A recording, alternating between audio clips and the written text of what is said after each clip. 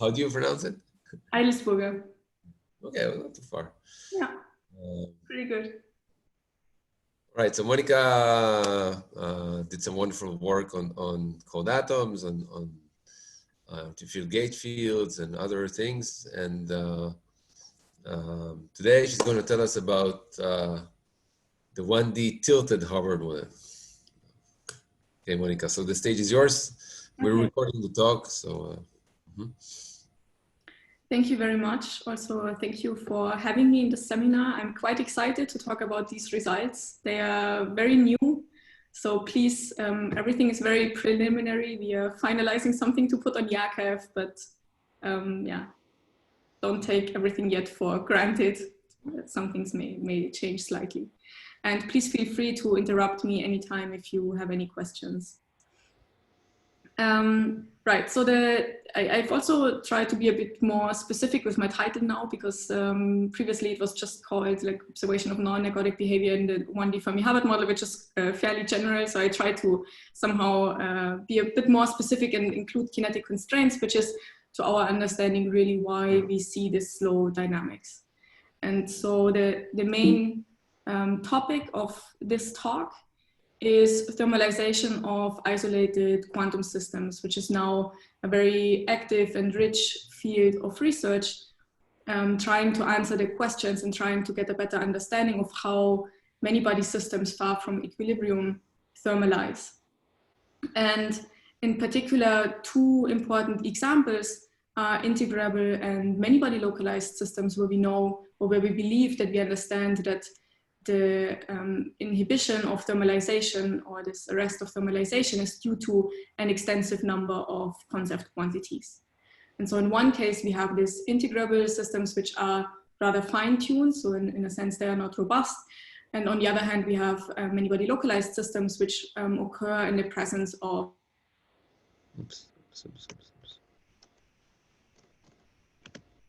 to actually now have the possibility also in quantum simulation platforms such as ultra-cold atoms and optical lattices, which I'm working with, but also with ion traps, for example, or other quantum simulation platforms, to get more microscopic look or complementary observables to study these phenomena, because we can prepare our many-body systems in a way that is highly controllable, but also quite nicely isolated from the environment. And there have been a lot of studies more recently in understanding many-body localization transitions a bit better in 1D, but also in 2D. And here I just picked like two examples of experiments where people have looked at these phenomena in quasi-periodic potentials, which is shown on the left, and also by looking at correlations in situ using quantum gas microscopy in quasi-periodic potentials, which is shown on the right. So these systems which fail to thermalize, or to put it more positively, seem to be robust for very, very long timescales, are in stark contrast to ergodic systems. In particular, to ergodic systems where we believe they fulfill the strong version of eigenstate thermalization hypothesis, which means that if we look at any of the eigenstates of the system, they appear to be thermal if we look at local observables. But now there has been a whole range of other interesting models where people have started to ask the question if actually many-body states can be robust and not thermalize or not relax even without disorder. So can these phenomena occur in models that are translationally invariant, for example, as it is the case in our clean lattice model systems without disorder in the presence of a tilt? And also more generally to look at systems that show phenomena in between these two extremes, between completely localizing and completely ergodic dynamics. And one example that I wanted to mention here is the Rydberg-Tweezer experiment that has been performed in Misha Lukin's lab, where they have seen these persistent oscillations that seem to be robust over very, very long times. And the intuitive interpretation of that is that if you look at the structure of the Hilbert space, you have isolated states, like a small number of states that are connected only to a small subset of states within the whole Hilbert space. So you somehow have these non-thermal eigenstates that are embedded into this thermal environment of the complete Hilbert space. And this can give rise to this interesting dynamics where you can see this long lifetime of oscillations or robustness of specific states that you prepare as initial states. Now, of course, as you can see, due to the structure of the Hilbert space, this is highly initial state dependent. So it depends on what initial state you prepare.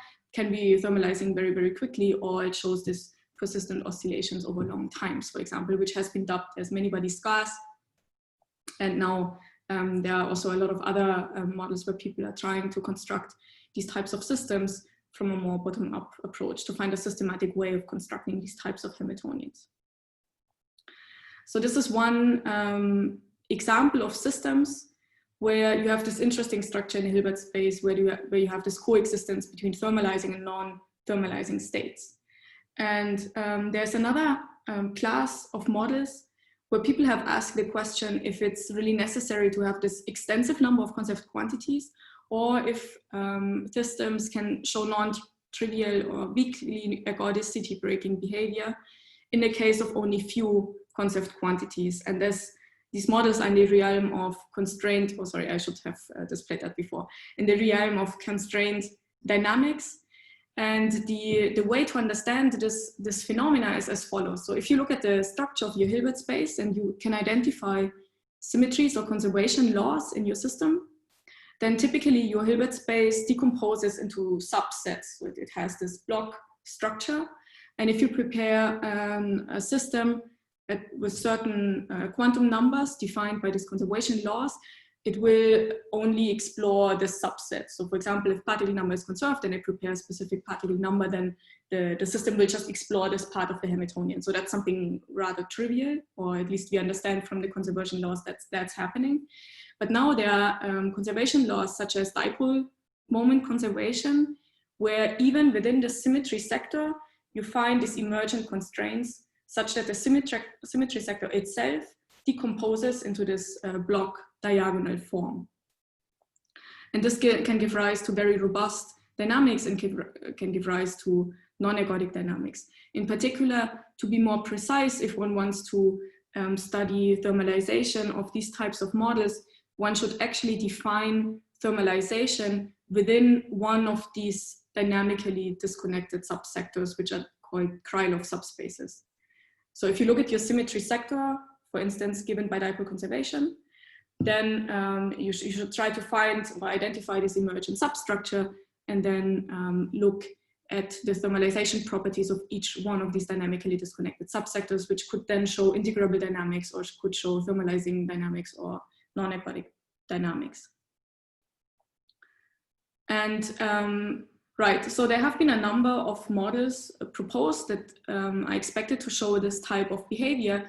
And I want to convince you today that one of these models where we can study these types of phenomena is the simple tilted lattice model, where we put interacting fermions in a 1D optical lattice and then apply an additional linear potential to the lattice.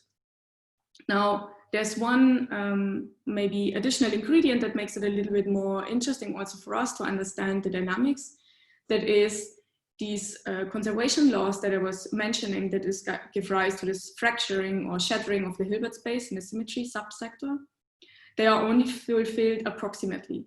And it's not clear, so we know how to understand the dynamics in a regime where we can derive analytic forms for this fragmentation. But then if we go away from this limit, it's not so clear how to describe the thermalization dynamics. And this is what we are trying to address also experimentally in our system.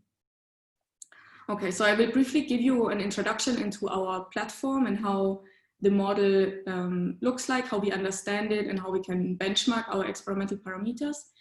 And then I want to present the experimental data that we have taken in order to study the effect of interactions on the short time and also on the long time behavior of the system, and give you in the end an interpretation that we have come up with in order to understand why we see slow dynamics in the system, even away from this ideal limit where we expect this shattering or fragmentation of the Hilbert space. Okay, so the model itself is fairly simple, as I mentioned. So we have fermions in an optical lattice. They can hop between neighboring sites with this hopping matrix element J, And we have this linear potential that introduces an energy offset, potential energy offset delta between neighboring sites. And on top of that, we have an interaction, Hubbard interaction energy U. And we typically work in the limit of equal spin mixture. So we have the same number of spin up and spin down atoms. Now, as you know, in this clean system, without any defects, dislocations, or anything like that, if we put non-interacting particles in this tilted lattice, they undergo Bloch oscillation. So if we plot the evolution of an initially localized particle localized on one side in this optical lattice, it will evolve as a function of time. And well, it will show this breathing oscillations in real space. So let me show an example of a measurement that has been taken with a quantum gas microscope, where you see that initially here on the red side, a particle is localized. So that's just one single particle in a tilted optical lattice. And then it undergoes this breathing oscillations, which are known as Bloch oscillations.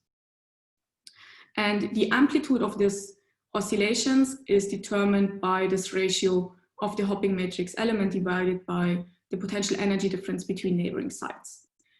And as you can see, this motion is periodic, so you can define something like a localization length, which is related to the amplitude of these Bloch oscillations.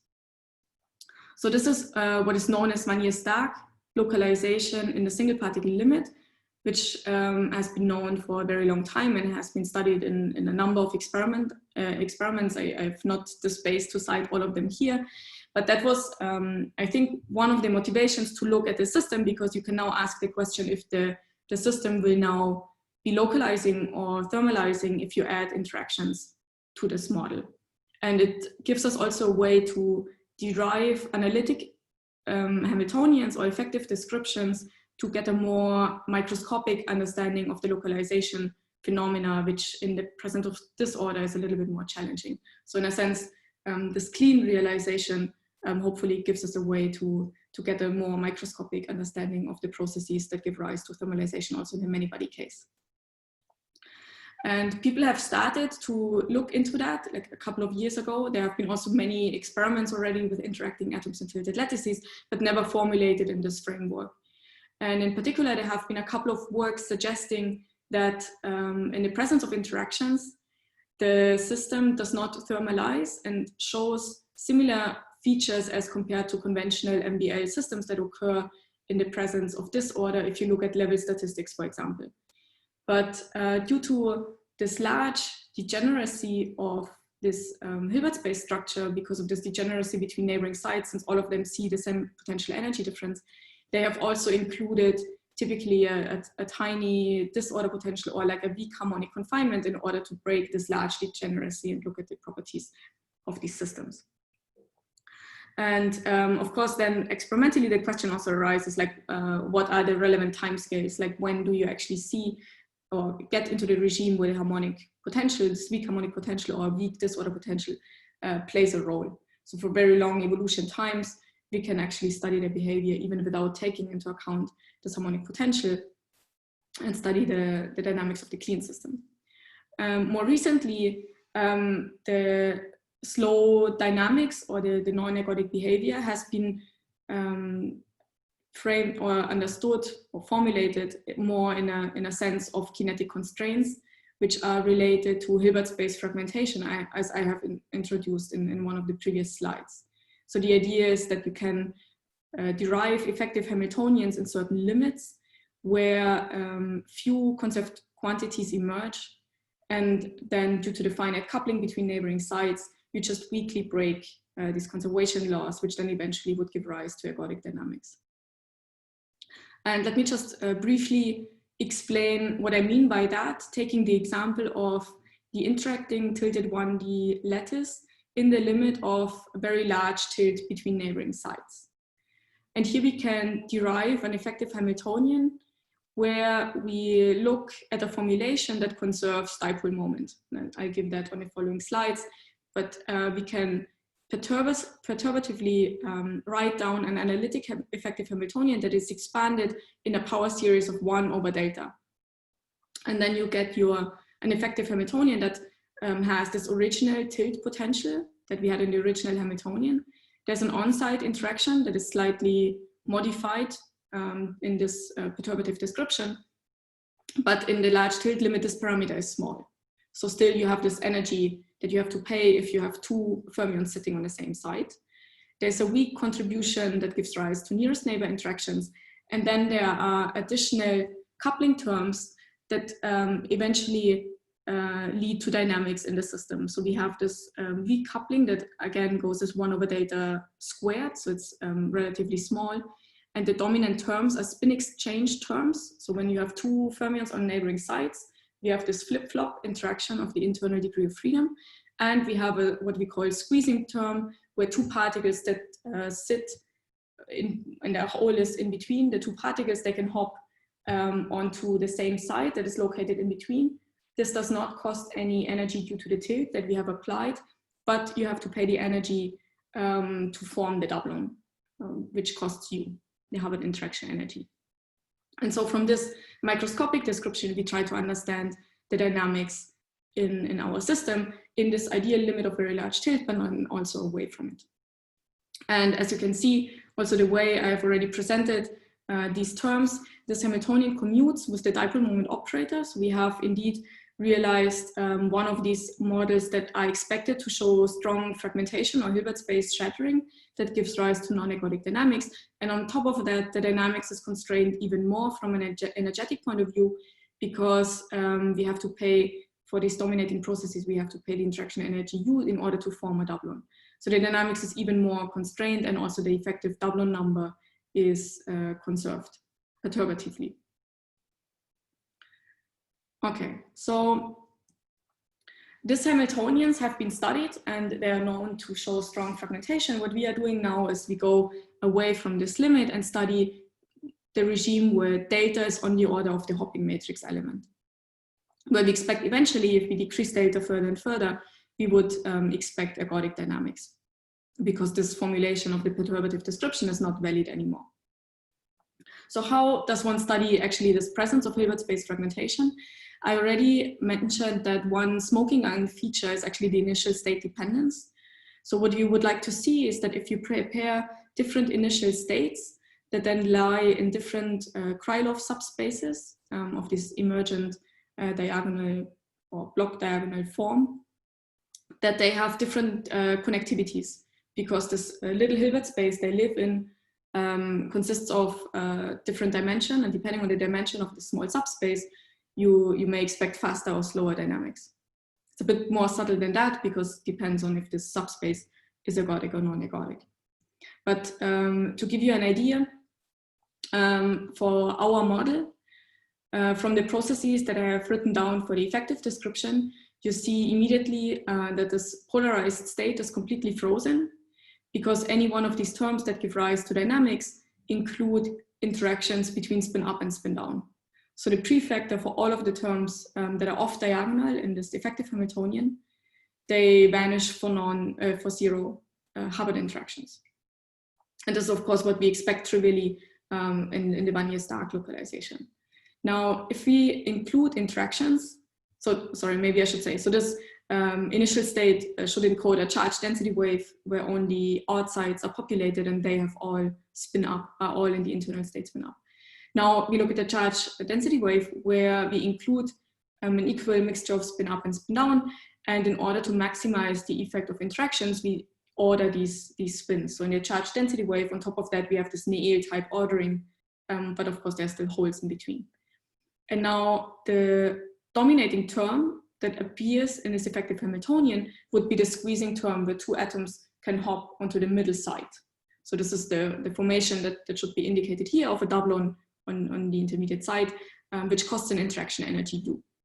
So this should illustrate that depending on the initial state, actually these states are connected or have a different connectivity, which you can study in the experiment. And on top of that, here you will see that even that state actually has very slow dynamics because it has to pay this interaction energy U. Okay, so now let me briefly introduce our experimental setup. We work with fermionic potassium atoms in two different Zeeman states of the lowest hyperfine manifold, and we have a temperature T over Tf on the order of 0.15. And we prepare initial charge density waves, In this work, we have so far prepared only singly occupied sites, but in order to study the initial state dependence, we also now have preliminary results with doublons in the initial state, which have a completely different connectivity with singlon initial states. So the two states, as I mentioned, are different Zeeman states, and we realize the tilt with a magnetic field gradient, which results in the small symmetry breaking. So the tilt that is seen by spin up is slightly different from the energy difference that is seen by the spin down atoms. And we can tune the interactions using a Feshbach resonance between -9.5 and -7.5. So the initial state that we prepare is this charge density wave, as shown here. So odd or even sites are populated with fermions, and we do not control the spin degree of freedom. So if you prepare this product state of localized fermions, the spin for each fermion is random. So we cannot prepare this Néel configuration, but for each individual experimental realization, there will be a certain configuration of spins. And then we evaluate the imbalance as a function of time in order to probe the presence of localization or the presence of non-ergodic behavior. Okay, so in order to benchmark our system, we actually start by looking at the real space Bloch oscillations. Now, we do not have a microscope, but these real space Bloch oscillations that I've introduced before, which show in this briefing dynamics, can also be seen in the imbalance observable. It's what we call this parity projected imbalance, because we probe the imbalance of odd and even occupations. And you can derive, as I mentioned, analytically the probability of finding a particle on site I at a distance away from its initial site I0, where it was localized, and then compute an analytic formula for the imbalance. And what you see when you do that is, of course, again, the characteristic timescale is given by the Bloch oscillation frequency or the tilt potential energy difference between neighboring sites, and the amplitude is given by this ratio J over delta, which defines the amplitude of the Bloch oscillations. And then how do you define this imbalance? Sorry? The imbalance,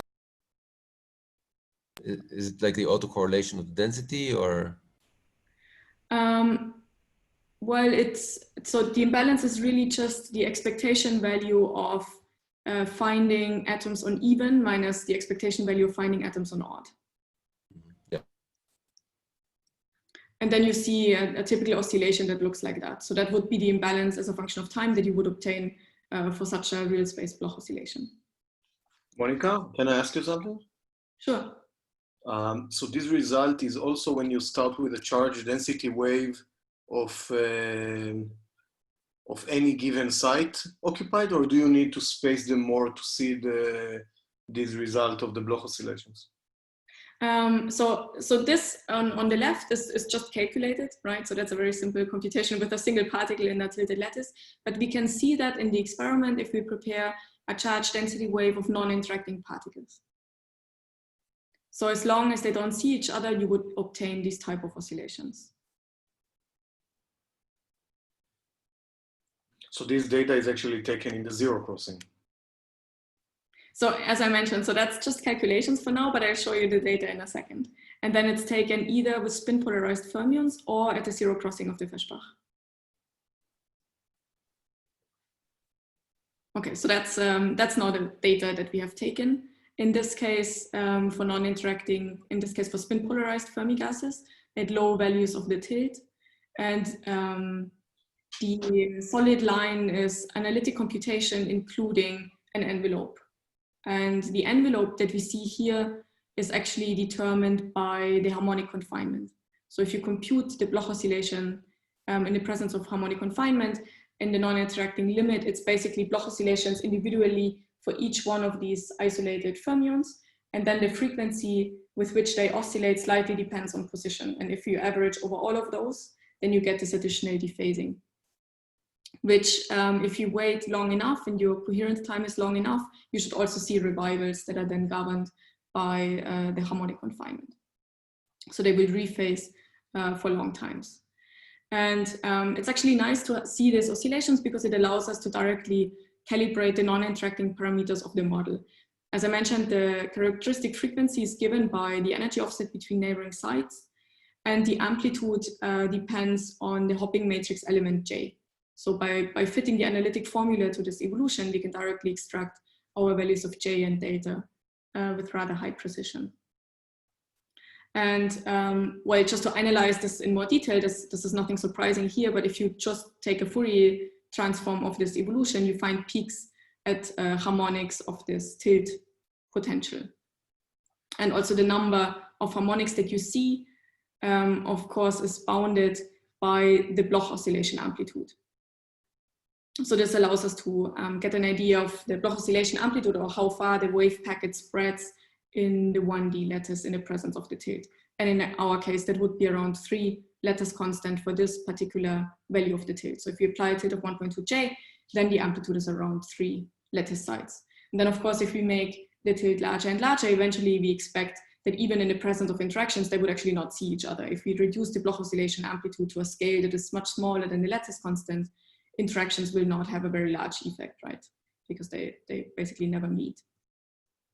And okay, so this just briefly, because it's important in order to get an idea about the timescales. As I mentioned, the presence of a harmonic confinement leads to this additional oscillations and revivals of the Bloch oscillation period. So this is just computed, but if we fit that to our experimental data, we can extract the value of the harmonic confinement that we have in our system and compare it to the dominant timescale of our model. So in our case, that would be around 39 Hertz, which is much, much smaller compared to the linear tilt that we apply to our system. So we expect that for the dynamics or the timescales we're looking at, that the harmonic confinement does not play any role. Okay, and we have now also developed the size of the system, more or less. Sorry? What is the system size? Oh, yeah. Mm-hmm. So it's around 150 lattice sites. The length varies a bit, so we average over a 2D array of 1D chains. So some of them are up to 200, some of them are a bit shorter. Okay. And we have also developed a technique to actually measure the imbalance spin resolved. So we can calibrate the tilt or Bloch oscillation period for the spin up and spin down atom independently, as you see here in these time traces, which were taken for a larger value of the tilt. That's why you don't see this characteristic beating of the imbalance as a function of time. Now, if we look at longer times, as I mentioned, eventually the dynamics dephase. And due to imperfections in our system, we don't see these revivals that are caused by the harmonic confinement. So if we take time traces, we see that eventually it settles to an average value, which you can also compute analytically. If you compute analytically, you find that it's given by the zero-order Bessel function, and the argument depends on the Bloch oscillation amplitude. And well, basically you see that here for the two spins, the spin up and spin down, for different values of the tilt, it has this non-monotonic behavior, which you can understand by just looking at the structure of the Wannier-Stark eigenstates. So the Wannier-Stark eigenstates, they have like side maxima, and depending on if they align with your charge density wave pattern or not, it can lead to revivals in the imbalance that you're measuring. So if you look at this J naught, the Bessel function, zero Bessel function of the first kind, depending on this argument, you know that the side maxima, they move more outwards and change the periodicity. So this gives rise to this non-trivial structure that appears here, which is also nicely seen in our data. So maybe an important point to mention here for people that are not so familiar with this imbalance observable, if the imbalance at long times is non-zero, it's an indication of localizing behavior. But as you can see here, when it's vanishing or when it reaches zero, it actually doesn't really mean the system is ergodic. It could also mean that your localization length has a length scale that you cannot probe with the imbalance. So it's just, one has to be careful if the imbalance really is reaching zero in order to interpret what that means for the model. In this case, this zero crossing here, for instance, does not mean the system is ergodic. It just means that the structure of the Wannier-Stark eigenstates aligns unfavorably with the imbalance observable. Okay, So this now nicely reproduces the Wannier-Stark localization that we know, and the solid lines without any free fit parameter. So it's just from our calibrated lattice parameters, we obtain this nice agreement between the experiment and the analytic theory. Okay, so now what happens if we include interactions to that? And in order to be sure that we actually see any interactions or any interaction effects in our system at all, we first start by looking at the short time dynamics, as we have also done for the single particle regime, in different regimes of the tilt value. So this value of 1.2J is again the one where we have a Bloch oscillation amplitude of around 3 lattice sites, where we expect that interactions do have an effect on the Bloch oscillations because particles see each other on neighboring sites. And what you see here is a comparison between the short time Bloch oscillations in the non-interacting case, where we tuned to the 0 scattering length using the Feschbach, and at an interaction value of 3J. And what you see is that the Bloch oscillation period is unchanged, but you see an additional envelope or dephasing. And if you look at the Fourier transform of that, again, so for this type of, or for this value of the Bloch oscillation frequency, the dominant peak in the Fourier spectrum is the one that occurs at 2 delta, and it's strongly reduced in the presence of interactions. And if we scan that as a function of the interaction energy, and we sit on the maxima of these peaks in the Fourier spectrum, we see that it has a strong dependence. So there's a sharp feature around 0 energy, where we see the longest coherence times for the non-interacting particles, and then it rapidly drops to a smaller value when we increase the interactions. And then only very, very slowly we recover the limit of non-interacting system if you go to U very large. What is the line? The line is TDMRG. Also for the solid line here, the dark blue line is also DMRG. Okay, so now if we reduce the Bloch oscillation amplitude much more, so if we increase the value of the tilt, then we see a similar behavior if you look at the inside first. Now, of course, the dominant harmonic in this oscillation is equal to the tilt because the Bloch oscillation amplitude is much reduced, so we only see one of the harmonics. The damping is much weaker as compared to the previous case, but it's still fairly large, even though the Bloch oscillation amplitude is fairly low. And here you see the solid line again from TDMRG. Now, I should have actually included also the non-interacting curve, but I could just tell you how it looks like.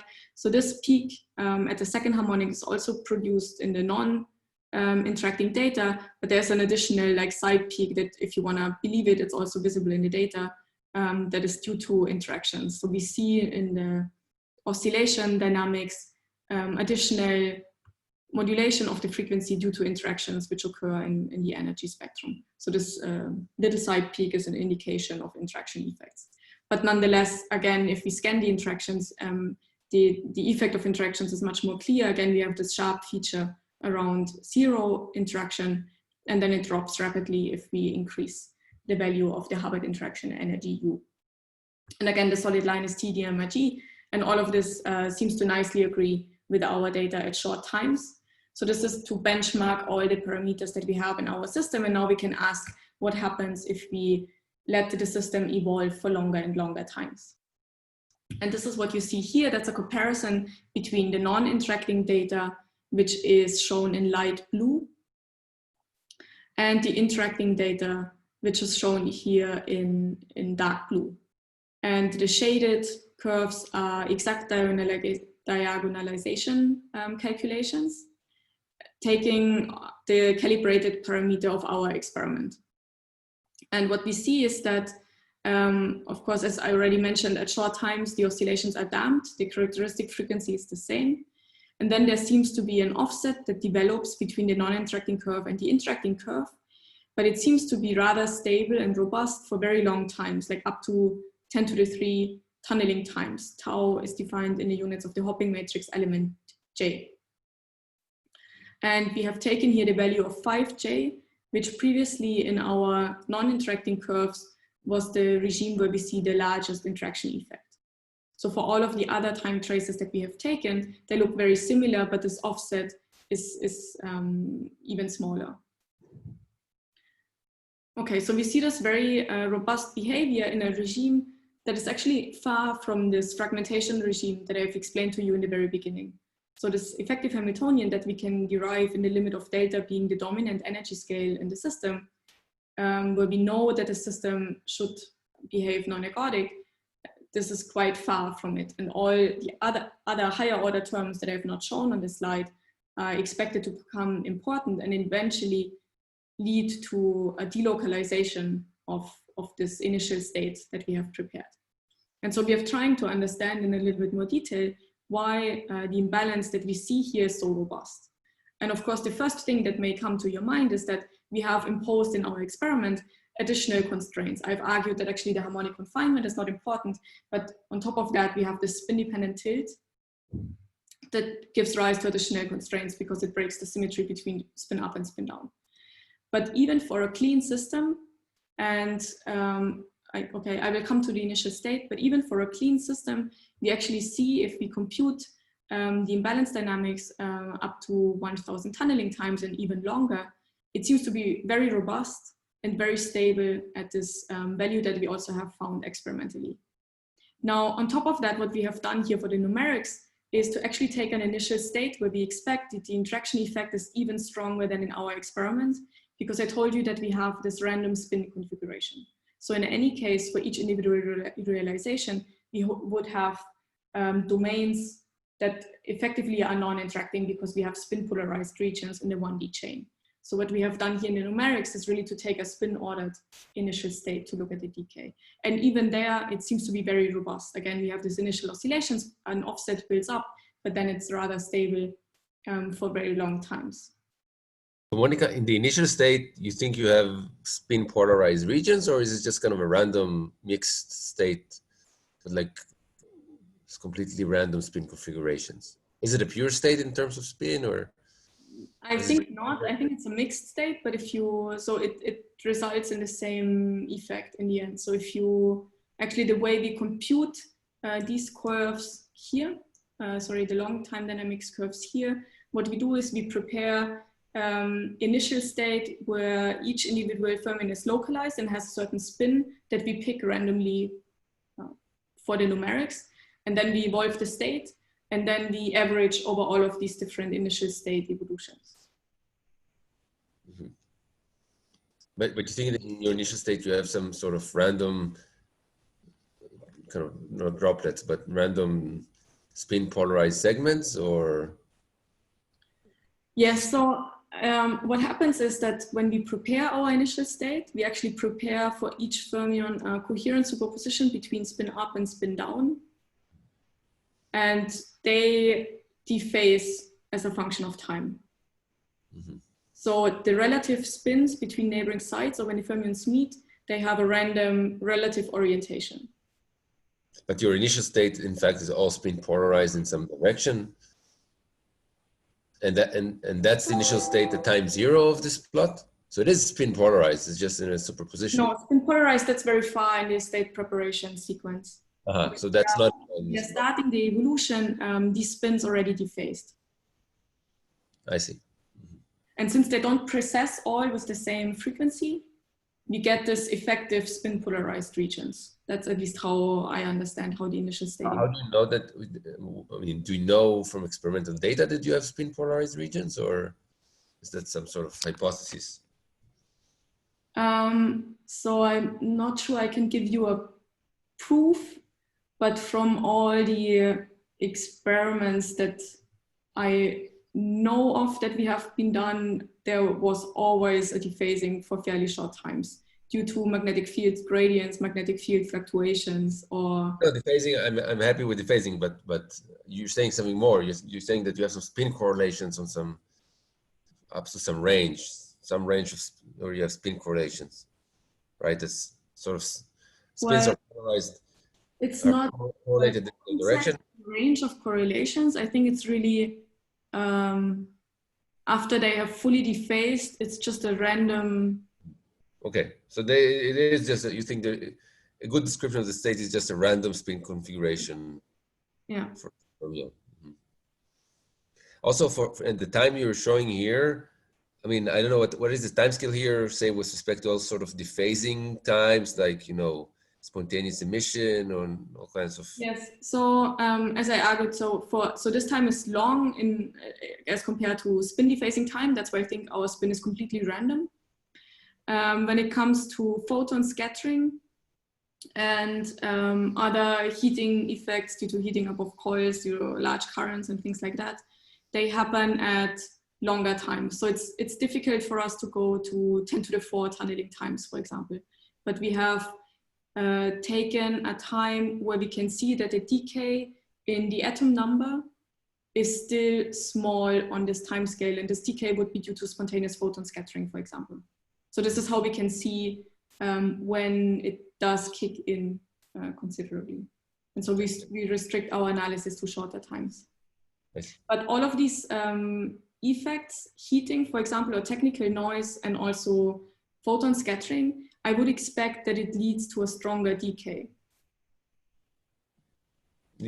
On this time scale, or? Yeah. I mean, if they would play a role on this time scale, I would rather expect that it leads to a decay of the imbalance. So sort of seeing that it's still robust is also a hint that they are not really important yet. Mm-hmm. But we also see it from the atom numbers that we measure. That's a good point. Maybe one more question, sorry. No, that's very good. So in fact, there are two gradients, right? Each spin sees a different gradient because of the different dipole moment. So where in the model it actually comes into, and what is the effect of this, that they see different gradients? Right, so in this limit of 3.3J, since the difference is 10%, this term is not very important. But then if you would go to actually the large tilt limit, this term does give rise to additional constraints and slows down the dynamics even further. But you don't think it has anything to do with the imbalance that you see here in this data? Yeah, so that's exactly, so first of all, you can argue just from the order of magnitude of the terms that appear in the effective Hamiltonian, that if you stay in a rather low tilt regime, that it shouldn't play an important role. But that's why we actually performed these numerical studies to see if we take the cleanest system that we can think of, which is having both tilts the same, having no harmonic confinement, and taking an initial state that has the maximum effect or sees the maximum effect due to interactions, to study if this state would actually decay. And we have plenty of more curves that unfortunately I have not prepared here, because we tried for a very long time to provoke a decay of the imbalance for this parameter regime. And we did not see any clear evidence that it does decay up to like 10 to the 4, 10 to the 5 tunneling times even. Of course, that's ED, so we are not sure like what terms are the relevant ones that give rise to the decay. So you could argue that higher order processes may eventually lead to the decay, and you are cutting your system since you're doing ED. So it's a little bit tricky, but we have not seen any evidence in numerics that the imbalance decays even for this very clean realization.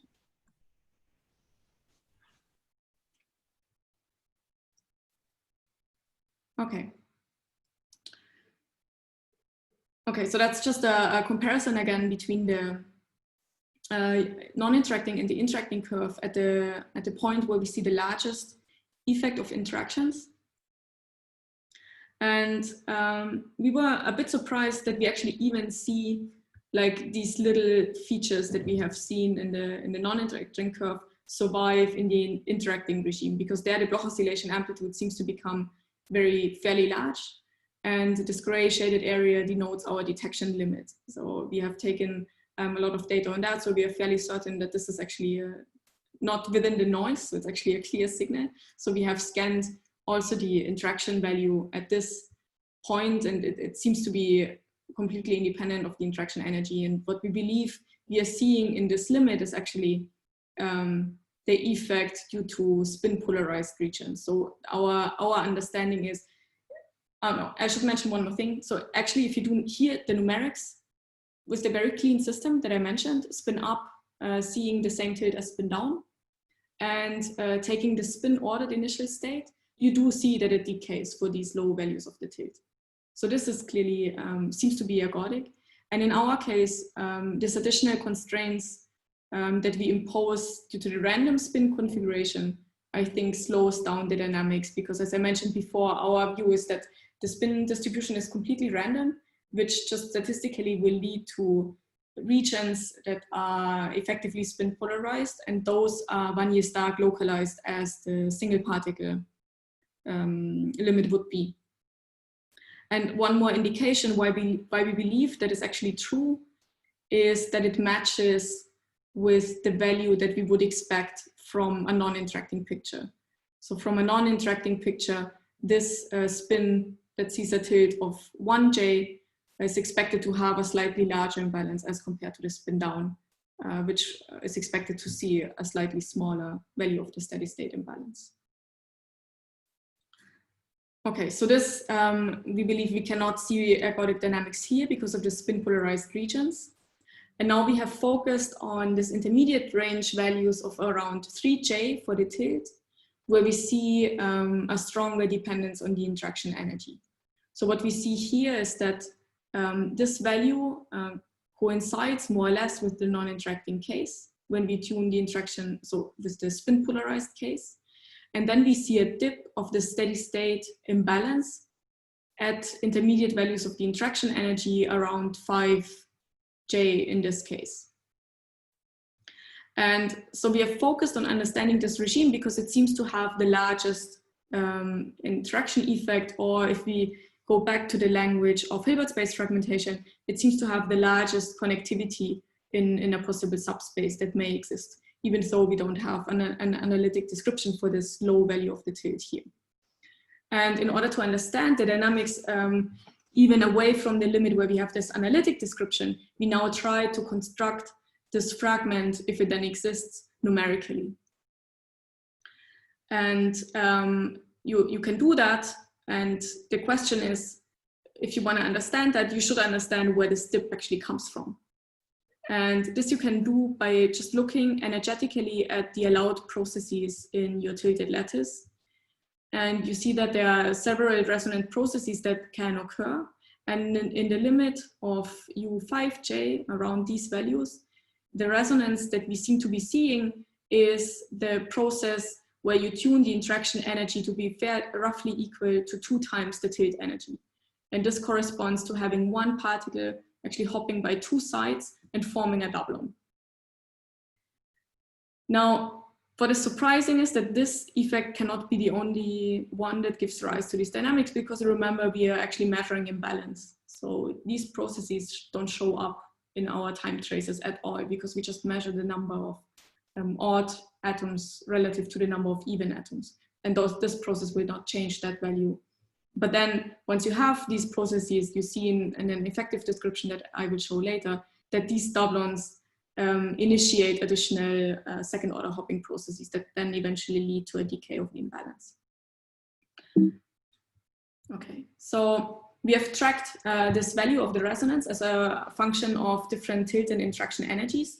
This is shown by these green dots, and have compared this resonance position to numerics. And this is ED calculations showing in blue how the steady state value of the imbalance develops or depends on these different values of U and delta. And the naive resonance condition would be that shown as a dashed line.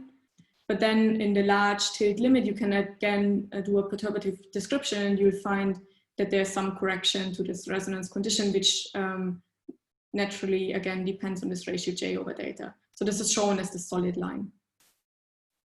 So if we now try to understand this dip, what we are actually doing is we describe the system along this resonant feature and try to understand the dynamics of the system. Okay, so now I'm almost done. So the last part will actually not take as long. So let me explain to you what was our idea on how to tackle this problem of understanding how the system thermalizes. And this starts again in this limit of large tilts, where we can find an effective description where we understand that this effective Hamiltonian at least is strongly fragmented into this Krylov subspaces and gives rise to this restricted dynamics.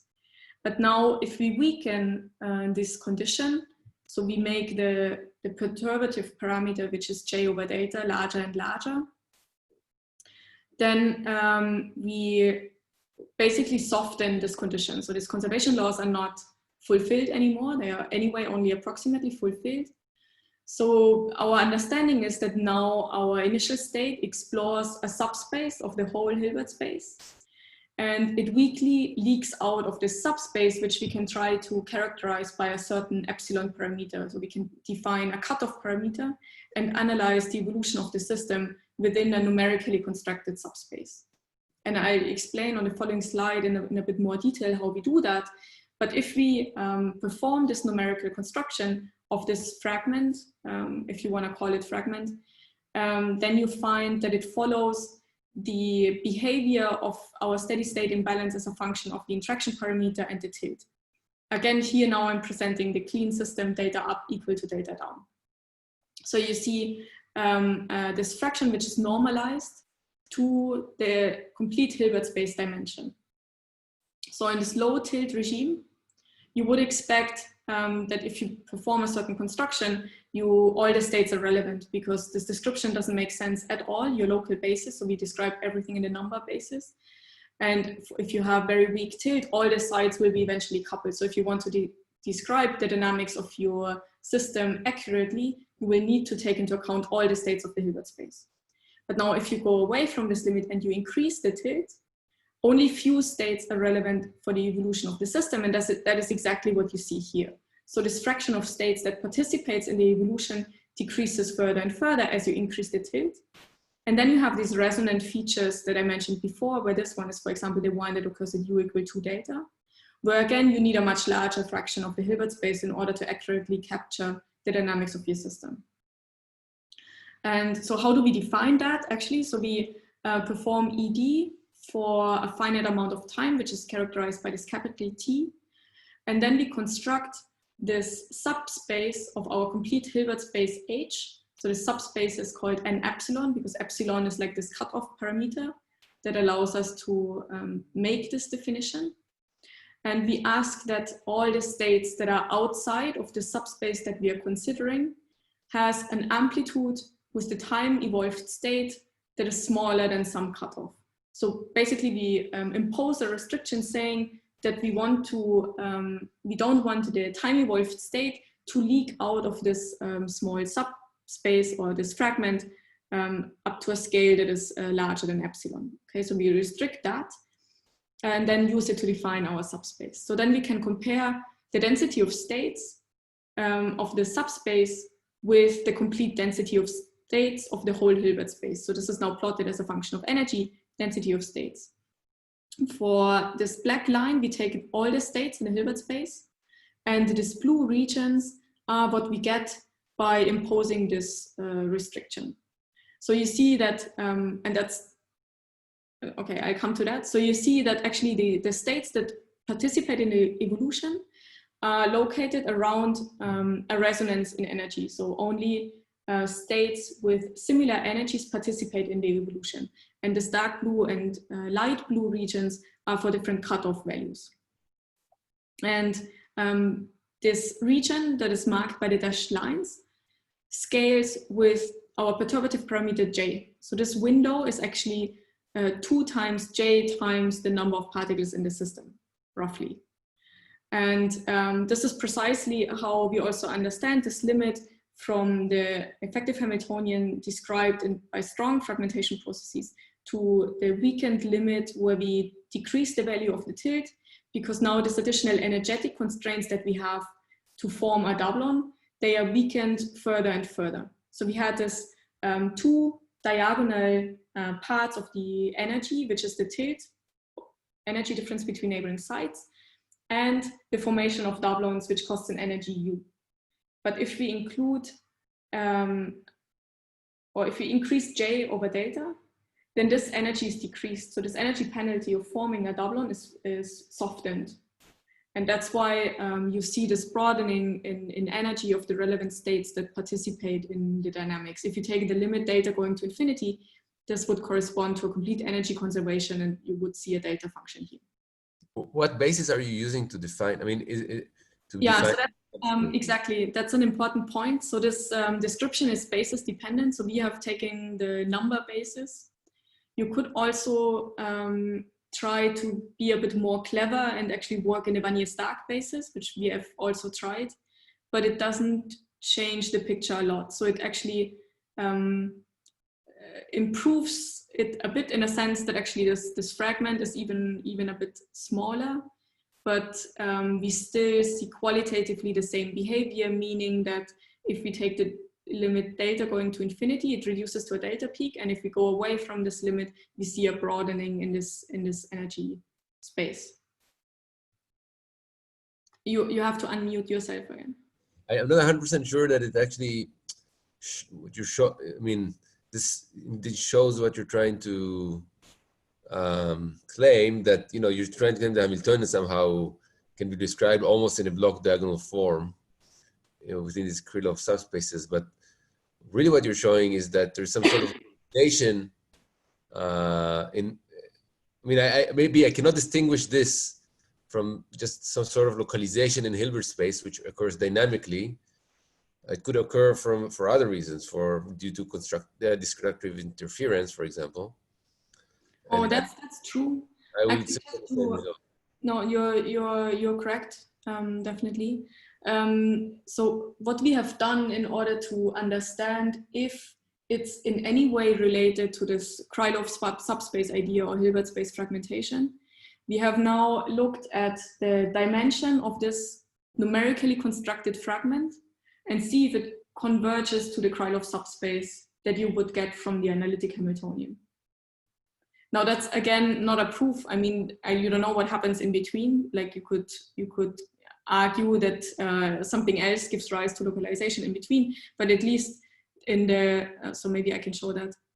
Okay, so that's another check we made. So this dimension of this numerically constructed subspace goes to 0 as we increase the system size. So similar to this Krylov fragments that you can construct, which also decay to 0 in the thermodynamic limit, we see something similar happening for our construction.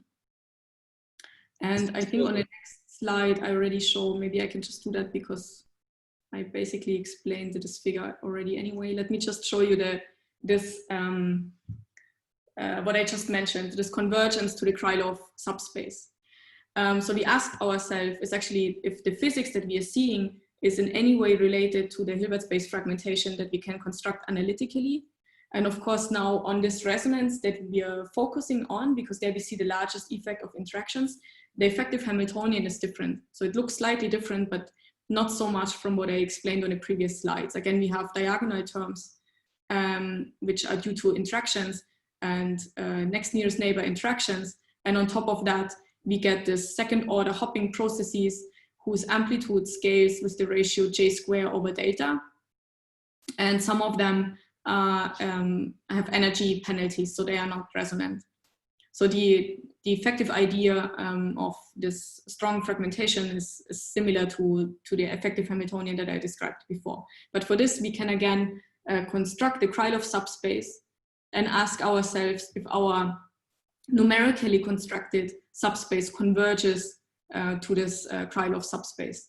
And this is what you see here. So it has a little more subtlety because this numerically constructed fragment generally is larger than your analytic Krylov subspace. So what we have done here is actually to restrict the number of states even further. So what is actually missing on this slide is I should show you a proof that for this cutoff value, our dynamics is still reproduced fairly well with the small subspace of the Hilbert space.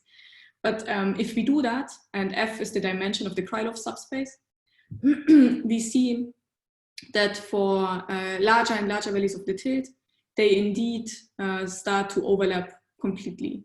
So at least in the large tilt limit, we recover this description in terms of the Krylov subspace.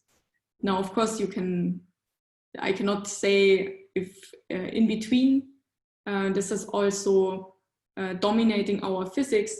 But if you plot, for example, this fraction as a function of the interaction energy, you will again see a resonant feature. So when we are if we go away from resonance, the overlap with this Krylov subspace that we have constructed analytically imposing the resonance, this overlap decreases. So this is something that we see if we compare the two subspaces. And so in some sense, this is our, well, for now, this is our interpretation of the dynamics that we are seeing. That means we believe that we see some transient phenomenon, non-ergodic behavior that is rooted in this Hilbert space scattering of the limit of large tilt values, because these higher order processes that do give rise to ergodic behavior eventually only kick in at later times. So that's our interpretation why we believe we are seeing this somewhat transient phenomenon of the Hilbert space fragmentation. But I'm very happy to discuss this and get your comments on that. That's anyway the final slide actually. So to summarize what we have done, we have looked at this transient non-ergodic behavior. We are also trying to work out more quantitatively the time scales of this sort of pre-thermalization that we are seeing in order to understand better why our state is so robust. And here, sorry, I have to apologize, there's actually an older version of this subspace dimension. It's just a different color scheme. It's actually the same data. So we have identified this numerical subspace that converges in the large tilt limit to this Krylov subspace where we can construct an analytic effective Hamiltonian that describes the dynamic. And what we have been working on now is actually to look at the initial state dependence. That's maybe even a better signature of deciding if we are seeing evidence for Hilbert space fragmentation or not. Because if we look at the connectivity or the decay of different initial states that we can prepare in our system, and we can explain it by the terms that appear in the effective Hamiltonian, it's at least a very strong signature of saying that the dominant dynamics that we see in our system, even so for this intermediate timescales that we are probing, is governed by this effective Hamiltonian that we can derive. And what you see here, for example, is the difference between an initial state where we have a single charge density wave, which seems for these parameters fairly robust, and then how the initial imbalance decays fairly quickly in the case where we add doublons to our initial state. And we can nicely understand that from these microscopic processes of the effective Hamiltonian, because the doublons are connected to more, or the time scale of these doublon processes are faster as compared to when you have only signons in the initial state. And yeah, so that's what's coming up next, I would say, this initial state dependence that we are studying now. And with that, I would like to thank all the people who did this great work, in particular Sebastian, Thomas, and Barat, who worked in the labs, and Barat, who worked out a lot of the numerical description for our numerical fragment, and Frank and Pablo, with whom we did all the analytic calculations and a lot of numerics, of course, and trying to understand better the timescales of our system and the robustness of our initial states. Okay, thank you very much. And I'm happy to take more questions. And I would also like to thank all the other people in our group who are also doing great work. And maybe I can talk about some of this work next time. Thank you, Monika. Wonderful talk. So questions? I can start off with a question. So I'm not 100% sure if I understand why you call this transient behavior more than, other observations of many-body localization, say, in cold atom systems. What's more transient here than? Yeah, that's a good point. We are also debating that quite heavily, because Yeah, I think we now sort of how we describe our experimental results has somewhat shifted to acknowledging more terms in our Hamiltonian that we neglect in order to write down like a clean Hamiltonian describing our system. But I would argue that for many experiments that we are doing, we actually do that. Like there are in the Hubbard model, there are extended Hubbard terms, density assisted tunneling terms, all sorts of things that we neglect, which would kick in at longer times. What's maybe different compared to the MBL experiments in particular is that the time scale is not limited by higher order terms that we neglect in the description. It's rather that we are limited by the isolation to the environment, so of resonant photon scattering. So I would say in a sense, we are still studying the clean model up to the time where we are seeing coupling effects to a bath, while here we were trying to really see these higher order terms during the time scale of our experiment, even before this additional bath coupling effects come into play. So that's maybe a distinction that I would make. But if I just look at your experimental data, and you know, so you're showing something that looks like a complete saturation of up to the times. Right. So actually what we're trying to do now is because we have not succeeded in showing that the system is eventually ergodic for our experimental parameters, so for exactly the model we are implementing. But what you can imagine doing is to artificially blow up these higher order terms that would give rise to non-ergodic behavior. So if you look at the Hamiltonian here, that I've shown that explains somehow this non-ergodic dynamics. Of course, in this perturbative expansion, you have additional terms here. Mm-hmm.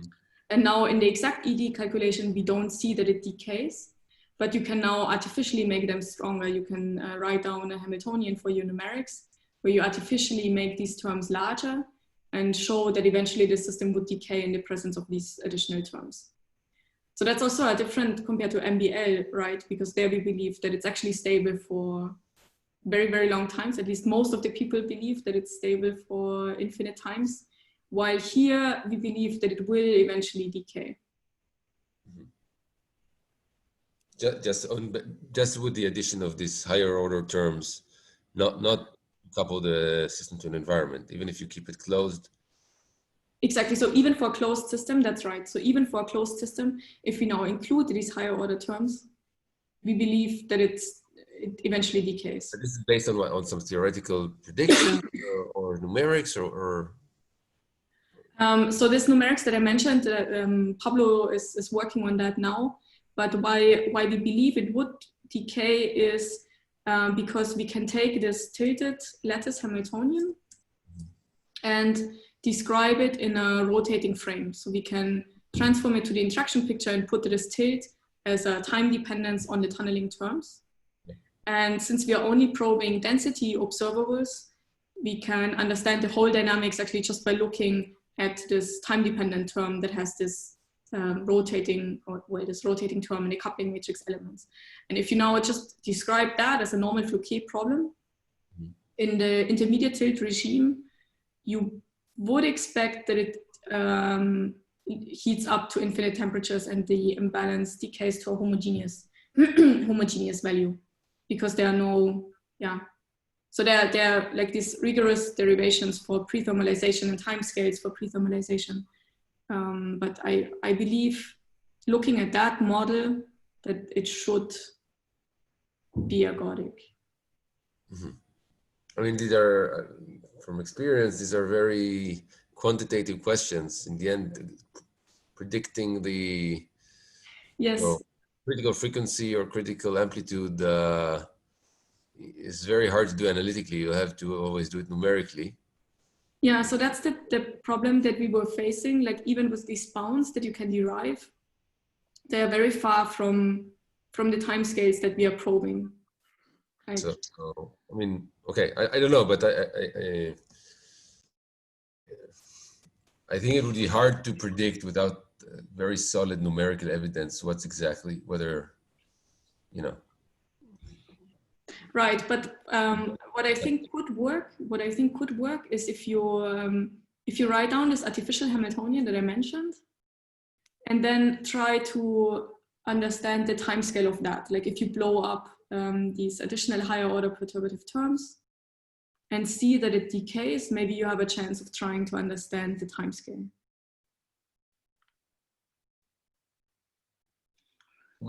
Can I ask maybe a question? So what is the energy scale for the next band, and is it actually when you work in high tilt, isn't that like becomes relevant the higher band? Yeah, that's a good question. So it's very fine energy. It's actually I don't know the exact value, but it's it's multiples of the energy difference between neighboring sites. It's far. So the single band approximation is well valid.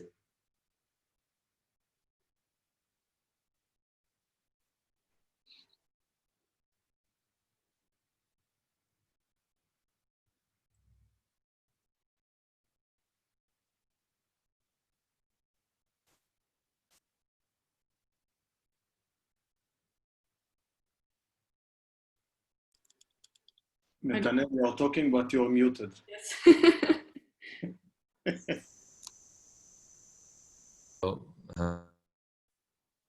You're muted again, actually. So I just wanted to thank Monika for this talk. Thank you. And thank you for the nice discussion and questions. Yeah. And thank you, Monika. Yeah, keep on doing great stuff. Thanks. Thank you very much. Okay. Monika, so